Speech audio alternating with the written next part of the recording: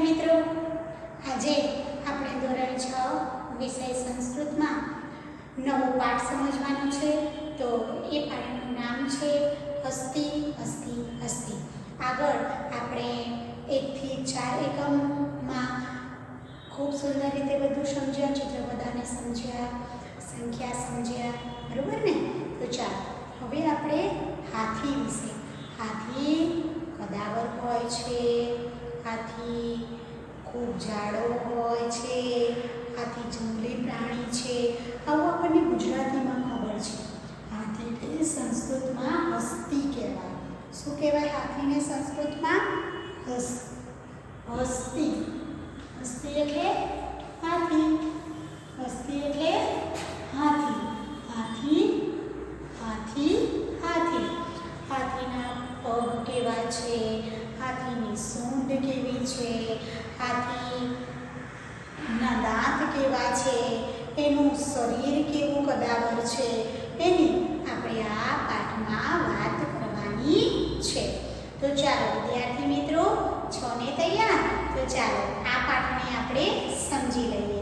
હસ્તી હસ્તી હસ્તી. હસ્તી હસ્તી હસ્તી એટલે હાથી હાથી હાથી. દિવ્યા દેવી ગૃહી. દિવ્યા દેવી સૃષ્ટિ. આ નાનકડી એક કવિતા છે આપણી. આ કવિતામાં આપણને સર્જનહાર એવા અલૌકિક અને દિવ્ય અને વિશાળ એવા હાથીની અહીંયા વાત કરવામાં આવી છે. હાથી સુંદર અને શબ્દ ચિત્ર અને ચિત્ર દ્વારા આપણને શબ્દ ચિત્ર સુરેખ વ્યવસ્થિત રીતે લખવામાં આવ્યું છે.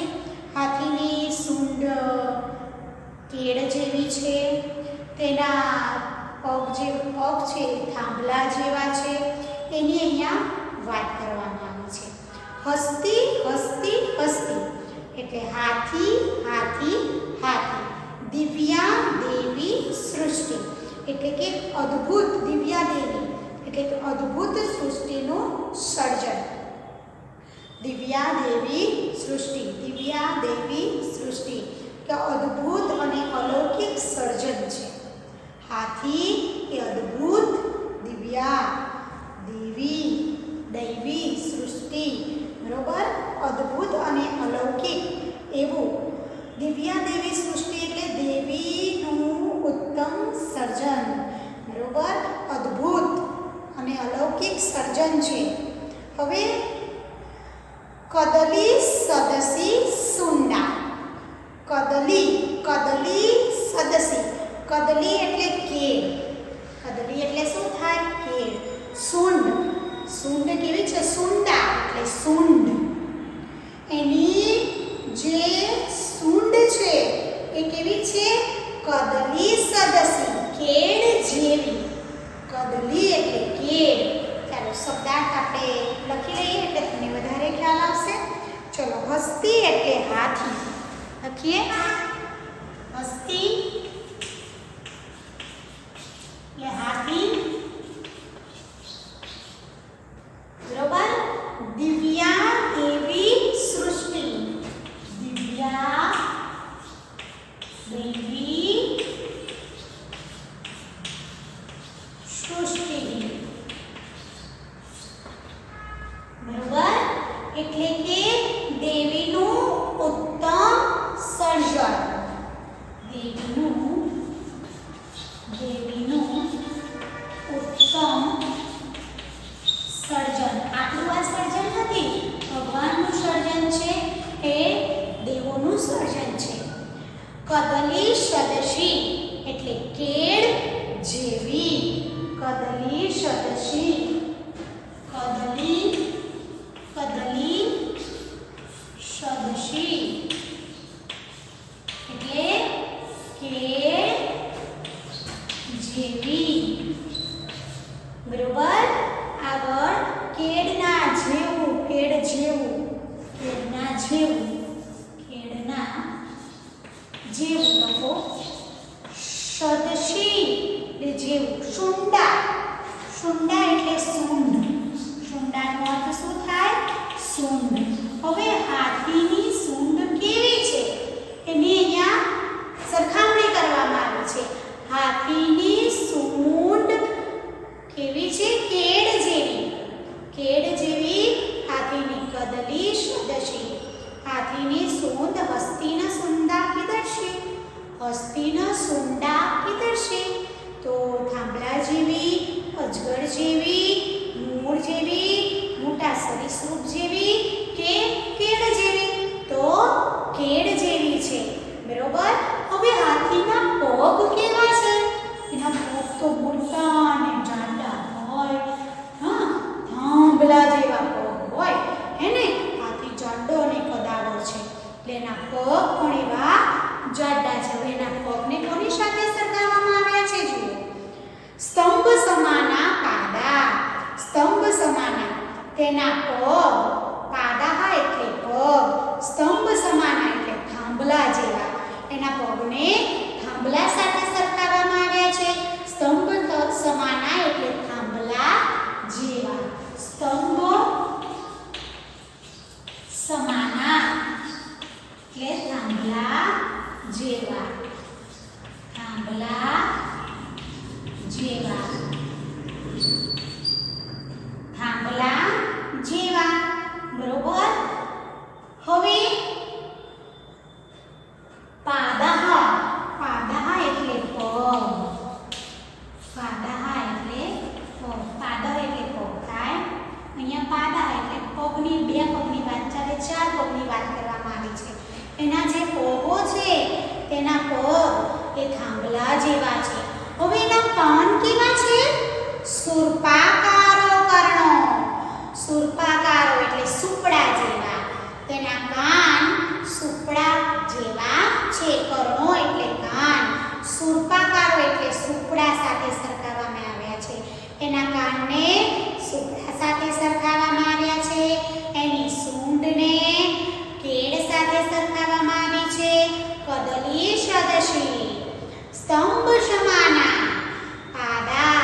એના પગને થાંભલા સાથે સરખાવવામાં આવ્યા છે. કર્ણો સુર્પાકારો કર્ણો એટલે તેના કાન સુપડા આકારના છે.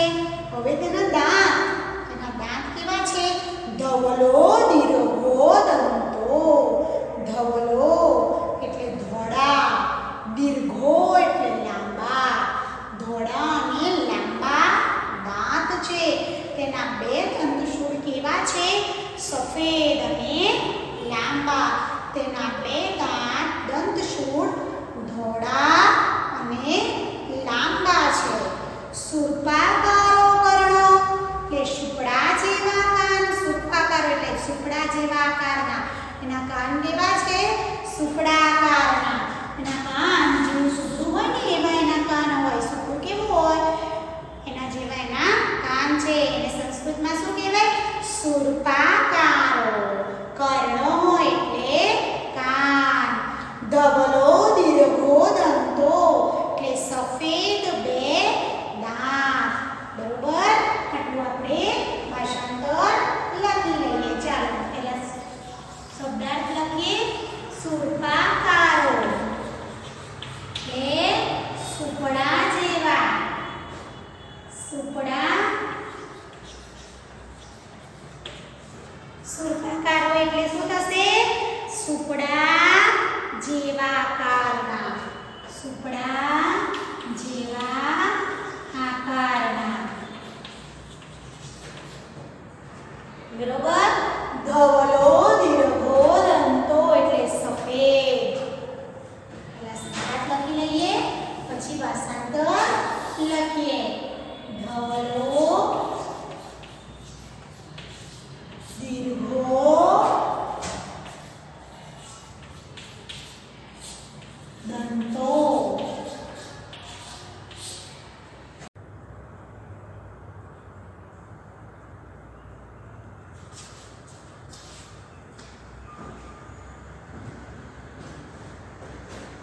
ધવલો દીર્ઘો દંતો. સફેદ બે દાંત. ઉદરમ એટલે પેટ. કર્ણમ એટલે કાન.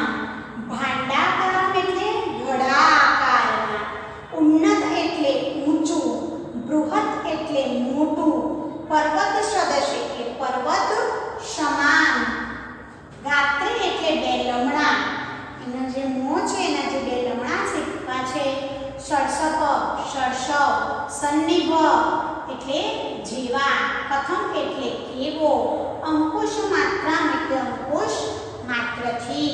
ચાલો આપણે આખા પાઠને સમજીએ. હસ્તી હસ્તી હસ્તી, હાથી હાથી હાથી, દિવ્યા દેવી સૃષ્ટિ, દિવ્ય અને અલૌકિક સર્જન છે. કદસી સદસી સુંડા, તેની જે સૂંઢ છે એ કેળ જેવી છે.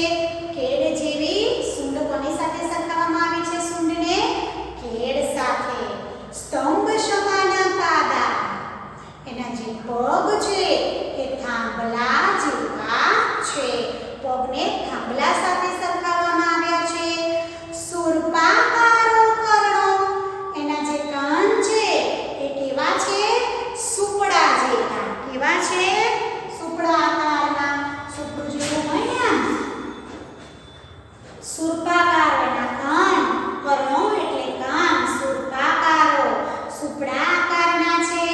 ધવલો દીર્ઘો દંતો, એટલે તેના જે ધવલો એટલે ધોળા, દંતો એટલે દાંત, દીર્ઘો એટલે લાંબા, તેના દાંત ધોળા અને લાંબા છે. એનું જે દંત છે, દાંત છે એ કેવા છે?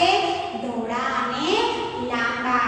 હાથીના જે દાંત છે ખૂબ કિંમતી હોય છે. હા, એટલે હાથી જ્યારે મૃત્યુ પામે ત્યારે એના દાંતને લઈ લેવામાં આવે છે અને પછી એનો નિકાલ કરવામાં આવે છે. હવે એનું પેટ કેવું છે? તો ઉદરમ ભાંડાકારમ, એનું પેટ કેવું છે? ગોળાકારનું. ઘોડો જેવો હોય ને એવું. ઘોડો કેવો મોટો હોય, એનું પેટ કેવું મોટું હોય ઘોડાનું, તો એવું એનું પેટ છે. તેનું પેટ ઘડાકારનું, ભાંડાકારમ, ઉદરમ ભાંડાકારમ, એનું પેટ ઘડા આકારનું છે. ઉન્નત બૃહત શરીરમ, શરીર કેવું છે એનું શરીર? ઉન્નત એટલે ઊંચું, બૃહત એટલે વિશાળ, એનું શરીર ઊંચું અને વિશાળ છે. અલ્પમ તૃચ્છમ પુચ્છમ, એની જે પૂંછડી છે એટલું છે તુચ્છ, તુચ્છ છે. અલ્પમ એટલે નાની, પુચ્છમ એટલે પૂંછડી,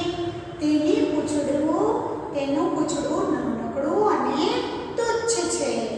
અહો આહા વિચિત્રમ, અરે વાહ કેવું અદ્ભુત, વિચિત્રમ અદ્ભુત. હજી એના જે શરીર છે એની વાત કરવામાં આવી છે. પર્વત સદસે ગાત્રે, તેના પર્વત ગાત્રે એટલે શરીરમાં બે લમણા, એના પર્વત જેવા શરીરમાં. સળસપ સન્નિભ નેત્રે, સરસવ જેવી એની આંખો, જે સરસ્યાનું સરસ્યું તમે જોયું હશે, સરસ્યું જોયું છે ને? તમે જોયું પણ નહીં હોય પણ ટેસ્ટ કર્યો હશે. આપણે મમ્મી અથાણું બનાવે ત્યારે જે સરસ્યું નાખે તો એ સરસવ જેવી એની નાનકડી આંખો છે. સરસપ સન્નિભ નેત્રે, સરસવ જેવી બે આંખો. સન્નિભ એટલે જેવી, સરસપ સન્નિભ. કથમ અતિ બલવાન એશ, અત્યંત બળવાન. એશ એટલે આ. અંકુશ માત્રા ભી તો વિવે હો, અંકુશ માત્રથી, કેવળ અંકુશ માત્રથી કેવો ડરે છે. ઉપર જે મહાવત બેઠા હોય ને, જે હાથીની ઉપર બેઠા હોય એને કહેવાય મહાવત. એના એક અંકુશ માત્રથી એક ચટકારો કરીને એટલે હાથીભાઈ કેવા ચાલે? સીધા ચાલે. એટલે એના અંકુશ માત્રથી મહાવતથી તે ડરે છે. એટલું વિશાળ શરીર છે, એની કદલી સદૃશ એની જે સૂંઢ છે કેળ જેવી છે. બધું અલગ અલગ સરખાવવામાં આવ્યું છે એના અંગોને. આંખો કેવી છે? સળસપ સન્નિભ, બરોબર. પેટ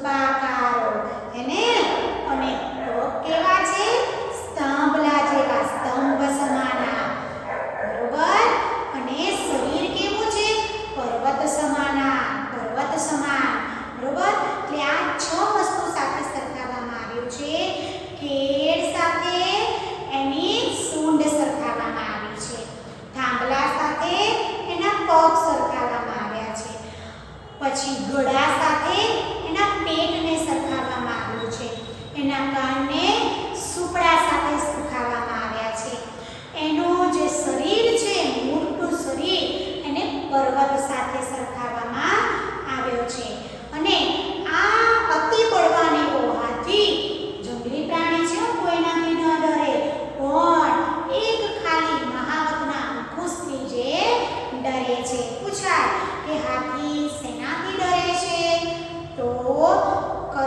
હસ્તી કસ્માન્વિતઃ હસ્તી કસ્માન્વિતઃ તો મહાવતના અંકુશથી હાથીનું પૂંછડું કેવું છે અલ્પમ તુચ્છમ પુચ્છમ બરોબર હસ્તીના પુચ્છમ કીદર્શન હવે હસ્તીના ઉદરમ કીદર્શન હસ્તીના હાથીનું ઉદર કેવું છે તો ભાંડાકારમ ગોળાકારમ હાથીના દંતશૂળ કેવા છે હસ્તીના દંતો કીદર્શે દીર્ઘો ધવલો દીર્ઘો દંતો કે ધોળા અને લાંબા હાથીના કાન કેવા છે હસ્તીના કર્ણા કીદર્શે તો શૂર્પાકારો સુપડા જેવા બરોબર હવે એવું પૂછાય કે હસ્તીના સુંડા સ્તંભ સમાના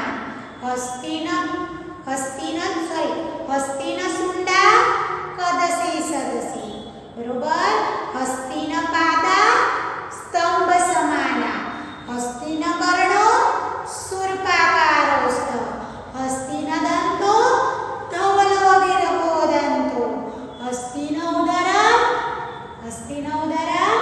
ભાંડાકારમ અસ્તિ હસ્તીના શરીરમ ઉન્નત ભુવન પર્વત સદસે એવું પણ લખી શકાય હસ્તીના પુચ્છમ અલ્પમ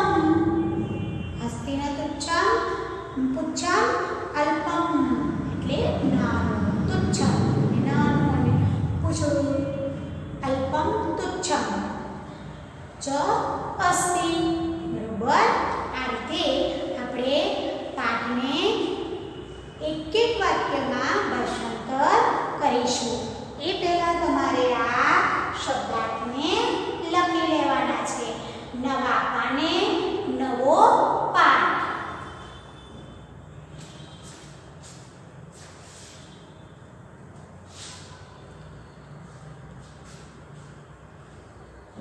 ચાલો હવે આપણે લખીએ પાઠને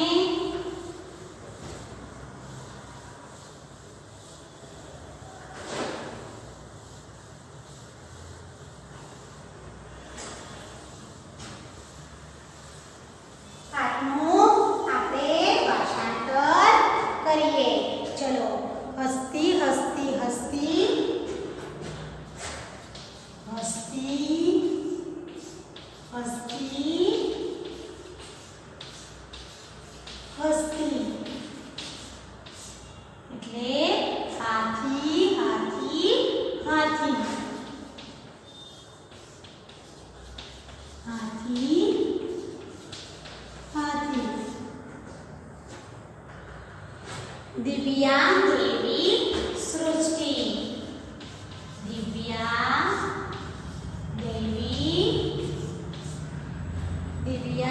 देवी सृष्टि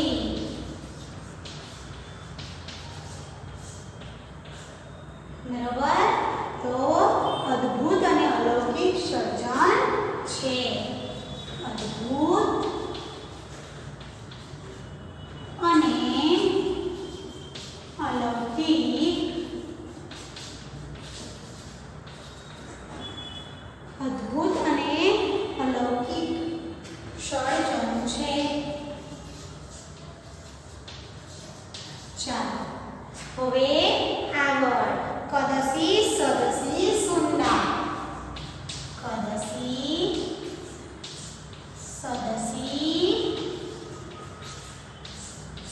પાંદડા.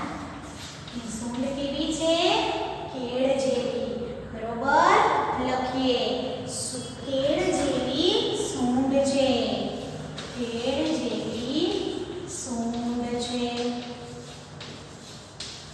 આગળ સ્તંભ સમાના પાદા. સ્તંભ સમાના પાદા. થાંભલા જેવા પગ છે. એના કેળ જેવી સૂંઢ અને થાંભલા જેવા પગ છે. બરોબર. હવે સુરપાકારો કર્ણો. સુરપાકારો. સુરપાકારો કર્ણો. સુરપાકારો કર્ણો. બરોબર. કર્ણો ના કાન સુપડા જેવા છે. સુપડા જેવા કાન છે. બરોબર. ધવલો દીર્ઘ. હવે ધવલો દીર્ઘો દંતો. હવે એના દાંતની વાત કરવામાં આવી છે. ધવલો દીર્ઘો દંતો. બરોબર. દંતો. દંતો. દંતો. એના દાંત સફેદ અને લાંબા છે. ધવલો દીર્ઘો દંતો. બરોબર. ઉદરમ ભાંડાકારમ. ઉદરમ. ઉદરમ ભાંડાકારમ. પેટ ગળા આકારનું છે. પેટ ગળા આકારનું છે.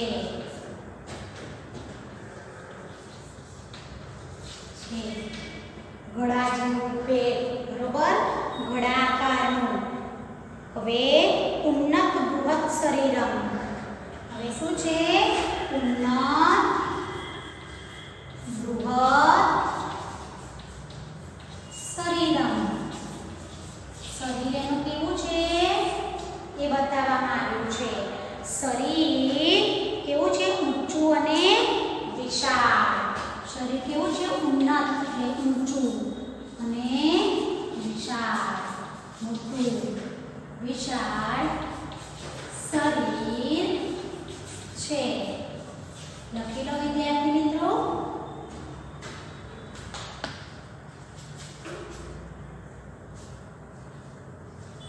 ચાલો હવે આપણે સમજીએ આગળ. અલ્પમ તુચ્છમ પુચ્છમ. આ લખી લીધું હશે તમે. આપણે લીધું છે લખી અને આપણે સમજી લઈએ. એક એક શબ્દનું ભાષાંતર કરું છું વિદ્યાર્થી મિત્રો, એટલે ધ્યાન આપજો. અલ્પમ તુચ્છમ પુચ્છમ. અલ્પમ પહેલા ધ્યાન રાખી લેવાનું ને પછી લખવાનું. અલ્પમ તુચ્છમ પૃચ્છમ. હવે એની પૂંછડી નાની અને તુચ્છ છે. મોટા શરીરમાં નાની પૂંછડી છે. એનું પૂંછડું નાનકડું અને તુચ્છ છે. અહો આહા વિચિત્રમ. અહો આહા વિચિત્રમ. વિચિત્રમ. બરાબર. એટલે કે અરે વાહ કેવું અદ્ભુત. અરે વાહ. અરે વાહ કેવું અદ્ભુત.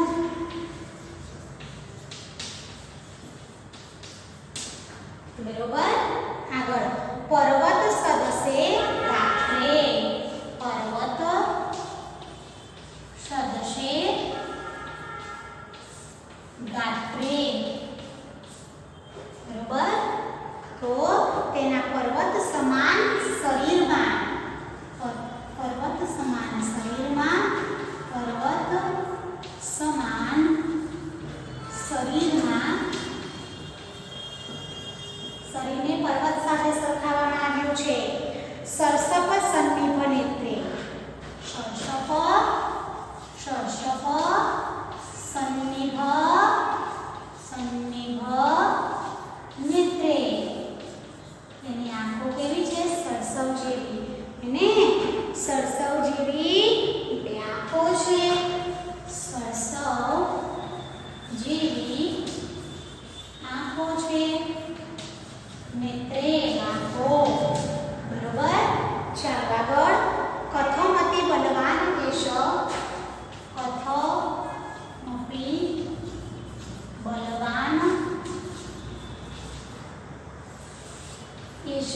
કેશવ એટલે આ. કેશવ એટલે શું થાય? આ. બરોબર. અત્યંત બળવાન, અત્યંત બળવાન આ હાથી. બરોબર. અંકુશ માત્રાદભિત, અંકુશ માત્રાદભિત, અંકુશ માત્રથી બીવે છે. ભીત એટલે બીવે છે. અંકુશ માત્રથી ડરે છે. બરોબર. ચાલો હવે તમને અંકુશ કેવળ અંકુશથી કેવો ડરે છે? અંકુશ માત્રથી કેવો ડરે છે? બરોબર. કેવો ડરે છે? અંકુશ માત્રથી જ કેવો ડરે છે? આશ્ચર્યજનક. ચાલો અહીંયા તમને હાથી વિશેની સંસ્કૃતમાં સમજ પડી ગઈ. હવે હાથી વિશે તમને પૂછે તો સમજ પડવી જોઈએ. બરોબર. અહીંયા એના બધા જ અંગોની આપણે વાત કરી. હાથીના અંગો તમને પૂછાય